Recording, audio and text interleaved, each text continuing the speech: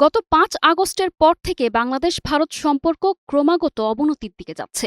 এর অন্যতম প্রধান কারণ হল গণ-অভ্যুত্থানের মধ্য দিয়ে শেখ হাসিনা সরকারের পতনকে ভারতের পক্ষে মেনে নেওয়া কঠিন হয়ে গেছে।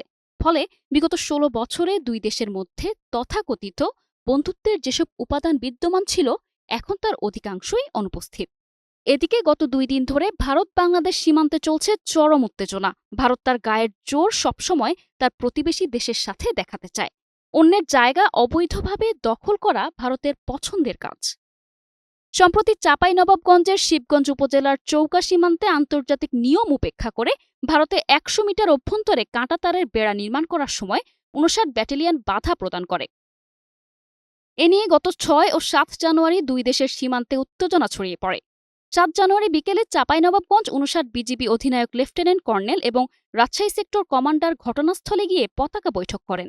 অপরদিকে ঝিনাইদহের মহেশপুর উপজেলার মাটিলা সীমান্তে বিএসএফের দখলে থাকা প্রায় ৫ কিলোমিটার কোদলা নদীর অংশবিশেষ অবমুক্ত করে নিজেদের দখলদারিত্ব প্রতিষ্ঠা করেছে বিজিবি। মাটিলা সীমান্তের কোল ঘেঁষে কোদলা নদী বহমান।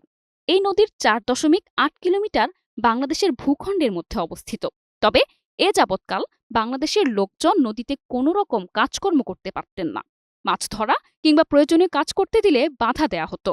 সম্প্রতি সময়ে বিএসএফ এর সাথে আলোচনা করে সেখানে বিজিবির দখলদারিত্ব প্রতিষ্ঠা করা হয়েছে। এখন থেকে বাংলাদেশের লোকজন নদীর সবকিছু ভোগ করতে পারবে।